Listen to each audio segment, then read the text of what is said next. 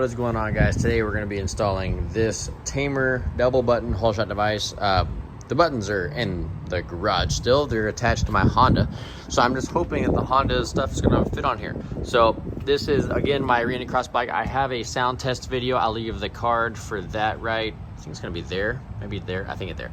We're going to leave that right up there, and you can check out the video for this exhaust system. These graphics were done by Trackside Tees. As always, they do all of my stuff, and obviously you can see this thing looks absolutely killer. And if anyone needs a plastic surgery, or your girlfriend needs plastic surgery, you can go check that out. If you need a home built or land cleared, you can go there. If you need shoes, if you have electrical stuff that needs fixed, Wright Electric. If you need motocross training, Grant Taylor MX training, he's a cool guy, check him out. But we're gonna try and get this thing on. So how you do this, you're gonna need some kind of drill with this bit on the end of it. Now most devices will come with this bit.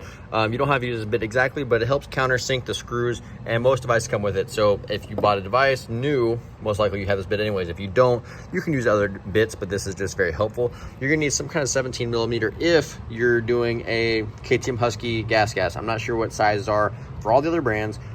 So whatever axle size you need, you're gonna need a 10 millimeter to loosen your pinch bolt so you can get that wheel off. You're gonna need an 8 millimeter if your bike has 8 millimeter fork guard bolts. If you don't, you might need an Allen wrench for your bike, whatever your bike is. Again, this is KTM Husky gas application fork guard. If you have a different bike, you might need a different Allen wrench.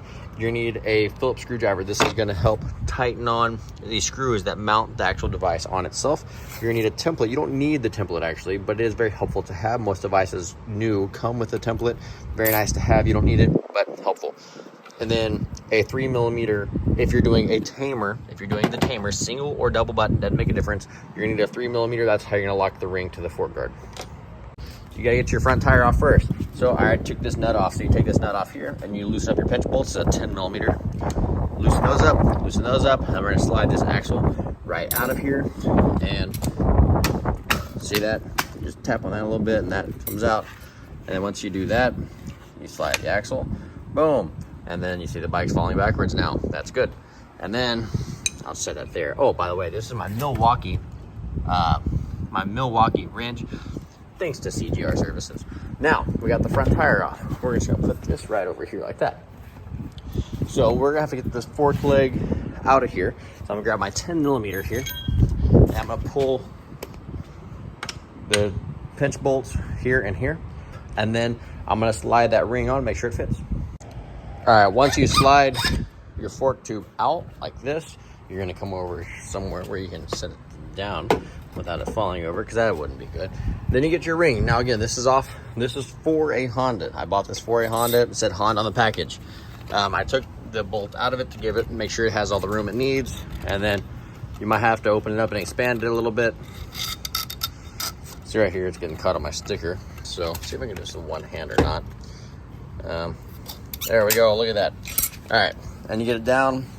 For putting the Honda one on the KTM, you're not going to be able to close it here. That's going to be not tight enough, so you're going to have to push it down to this next notch. But once you got it onto this bottom section here, I've actually seen, and I don't know if it's just a KTM thing or what, I've seen some people actually take this ring off and put it here. Well, this one definitely won't reach there, so I don't know if that's how they do it for KTM rings, if that's they just replace that, or if that's the wrong one and they're just using it for that because it fits there. I'm not sure. But for the Honda one, I know that won't work. What I like to do, and you could just do it this way, you could slip the axle through here and put it into this one and get the axle set into place that way, and that's going to straighten the forks out as if the wheel was in there. But for me, if you're on a Honda or I believe Yamaha is the same way, this is the way to do it, because the bolts on the fork guard come in like in this angle, so if the wheel's on there, you can't get your fork guards off without rounding those bolts off. So this is definitely the ideal way to do it on a Honda, and I believe Yamaha is the same. But since I don't have that, I'm on a KTM where the bolts come out on the front. I believe Cowies are the same way. I'm gonna go ahead and put the wheel on just because I can at this point, and that's gonna help get it on there straight so I can line all this up here. Okay, to make your marks on here, what you're gonna do is you're gonna take your template. Now I like to bend mine a little bit so it kind of fits the shape of what I'm doing. And you can see I already made the marks. I can't hold the camera and do all these things. So what you do is set it up at the depth that you want. Now you gotta remember, the height of where you put this thing makes a huge difference, okay? if you have it way up here, you're not gonna have a whole lot of tension on that device. Once the bike sits and compresses, you gotta remember once this hits the ground, the bike's weight alone is gonna pull this down a bit. So if you have this here, it's probably not gonna do a whole lot. So you're gonna wanna pull it down some. Now, you don't have to have it as deep as I have it. I like mine pretty deep. Some people even have it deeper than that. It's pretty crazy how some people like to have theirs. Now, I like to put mine right here, which I think the top one is pretty neutral. I don't know the exact measurement of this, but this far, you can kind of eyeball that. Now, the depth, this one I like a lot for real tacky dirt. So for arena cross, I'll be using the bottom. For outdoors, depending on the dirt, I'd use top or bottom, just fluctuates. I was using the bottom one for the outdoors. Now, when I was riding in the deeper stuff, when it was muddy and stuff, I was using the upper one, so it just makes a difference there. But you want to size this up, yeah, you're probably going to destroy your graphics as far as visually, because you know this is going to cover your logo, whatever, which sucks because it's my training logo. I don't want to cover that, but it's what you got to do. So you find a spot height wise that works for you, and then you mark them, make sure they're all even. You take that off. Now you got your spots, and you're going to drill the center of those out, and we'll be ready to start mounting. Okay, I like to get the starter hole set first, which you can see on this hole, and this hole. I haven't drilled the backside yet. The other ones I've already drilled the backside out a little bit just to get them started. Now you can see they're not perfectly straight. That's not a problem, because you can drill them out a little bit more and kind of pull them one way or another. Not a problem. You just need to get them started. So I like to get the tops set, and then when you look at the backside here, you can see those two little dimples there. Those are the side screws for the support, and then you can see the little dimple there. That's the far top one. So now I'm gonna just push the end of my bit, which obviously I need to clean off. And I'm gonna push the end of the bit into that. And I'm just gonna drill it back through, and then you're gonna start having holes like the other ones, and then you straighten them out as you need to. Once you have all your holes drilled out, it should look something like this. Now remember, do not forget this step. This is an important step. Whenever you do this, you need to countersink these holes from the back side, okay? They don't have to look perfect. You can see obviously mine don't look fantastic, whatever, doesn't matter. These, the big ones, don't actually have to be countersunk because just the pins are gonna be pushing through. But where the screws go in, you can see if we look at the shape of these screws here, let's see the taper. Oh, hold on, there it is. See the taper to the screw. That screw has to be flush. It cannot stick out. If it sticks out, it's going to destroy your fork, okay? So we need these to be countersunk. We need to make sure those screws are flush. So if you put your screw in and it's not flush, take it back out, fix it. So now I've got my holes in here rough, and I'm gonna put it in, see how it shapes, see how it looks in there, and if we have to take it back off and then cut the holes a little bit different, we'll do that. But this is our rough start right here. All right, we got this mounted on. It does not look pretty. I'm doing this in a huge hurry, and it's getting dark outside, and you can see there's light gaps or whatever, but it's okay because on these, you've got so many screws holding this in. You got one in the top, bottom, middle, and then two on the side. So in case y'all were trying to figure out how to do this, that silver piece, the main part splits that middle piece like that, and then it should look like this on the back side. How ugly that looks there does not matter. As long as you can grab these buttons and they push through and those buttons are not hanging up on the plastic, you will be fine. You don't, now if it's like tight and you push it and sometimes it catches on that plastic and it doesn't fully disengage, that could be a problem that could catch later on down the road. So you don't want that. But where we're at here, that's fine. Now, the tamer, some devices don't come with it, but the tamers do. It comes with this device here. And all this does is most bikes, you would mount it here because closer directly under it, and it helps for whenever this is holding tension, it doesn't rip the fork guard off. I've had that happen on multiple bikes, mainly my Kawasaki's. But with this, on the KTM, there's no way to mount it there or there because of how crooked that would be. So I'm gonna mount it here. It may not do anything at all, but I'm gonna do it anyway, and hopefully that will help keep from ripping my fork guard off down the road. But all you do, what I did here, is I put that on there, and then I stuck my marker through the hole, made the little divot right there. Now again, like I did over here, I'm gonna divot that out through the back side, recess the hole, and screw it on, and that's gonna help lock the fork guard to the bike so this doesn't rip off.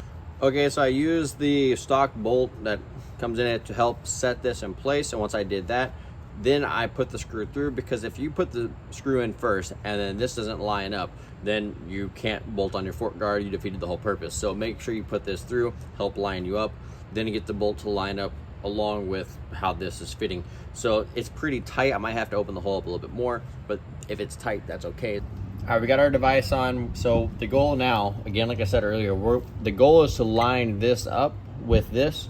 Now, we got this mounted on here, our little holder piece, whatever you want to call that. I actually had to end up using a Japanese bolt because the Austrian bolt wasn't long enough. So it barely fit.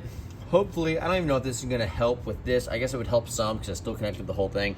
But ideally, you want it to fit here. I don't know if you buy the KTM specific ones, maybe those will actually have like a bend to them to fit. I have no idea because this is actually for a Honda. But we made it work. It fits on here. That's a Honda bolt. Actually, this is a Suzuki bolt.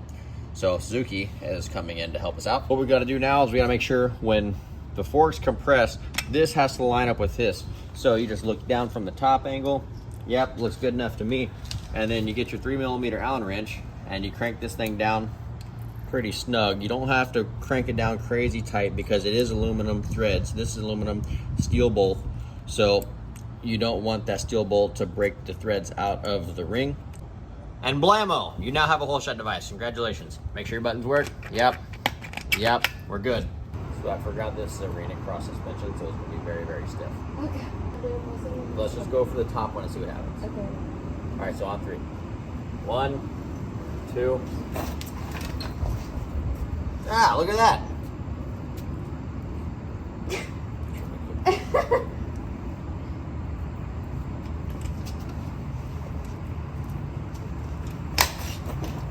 All right, Holeshot device worked. We were not able to get the bottom button because this thing has a Arena Cross suspension, so it's valved so stiff.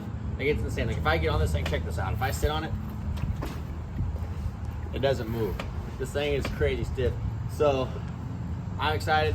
This weekend is gonna be my first Arena Cross race of the year. I haven't raced Arena Cross in about a year, and before that, it's been about 6 years. So I haven't ridden Arena Cross track in about a year. So we're very prepared for this one. So, but we're gonna be vlogging all of it. So make sure you check back to the channel in about a week from now if you're watching it when it's live. If not, we'll just go click at my channel and watch the next video. I'll add the link to the description so y'all guys can come check that out and see how I did at my first Arena Cross of the year. We're getting ready for the Kicker Arena Cross. This is my bike for the year. Dr. Roth plastic surgery. I said that at the beginning of the video, but it's important because your girlfriend, or if you are a female, maybe you could use it. Maybe if you're a male, maybe you could use it. I don't know. You might be able to need that. Go check that out. But I'll see you guys in the next ones. Leave a comment if you have anything else that you guys would like to see, anything I could do different, or add something to what I'm already doing. Let me know in the comments down below. Hit the like button, subscribe, tell your friends. I'll see you guys in the next ones. Peace.